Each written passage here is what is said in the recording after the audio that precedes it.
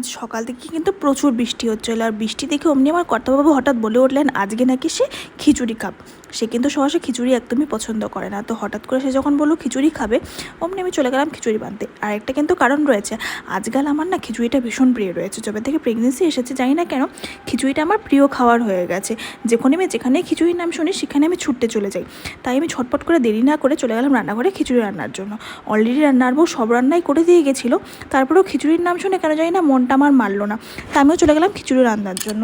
যেহেতু সব রান্না অলরেডি করাই ছিল, তা আমি অল্প অল্প করে শুধুমাত্র দুজনের জন্য খিচুড়িটা রান্না করেছিলাম।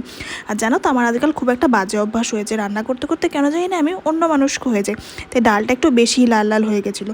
যাই হোক, সে কোনোভাবে ম্যানেজ করে দিয়ে আমি কিন্তু রান্নাটা চাপিয়ে দিয়েছি। আর আরেকটা অভ্যাস রয়েছে আমার মায়ের লেগেছে, যে রান্নায় আমার চিনি দেওয়ার অভ্যাস।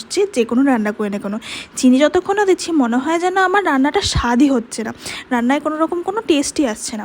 তা যাই হোক, রান্নাবান্না এখানে আমি রেডি করে দিয়েছি, প্রেশার কুকারে আমি বসে রান্নাটা করছিলাম। আর দেখো এখানে গরম গরম খিচুড়ি কিন্তু আমি সার্ভ করে দিয়েছি আমাদের দুজনের জন্য। খিচুড়িতে দিয়ে দিয়েছিলাম অল্প উপর থেকে ঘি, ব্যাস আর কি লাগে, পুরো একদম জম্বেশ ব্যাপার, খিচুড়ির সাথে পাঁপড় ভাজা, ব্যাস আর কি চাই।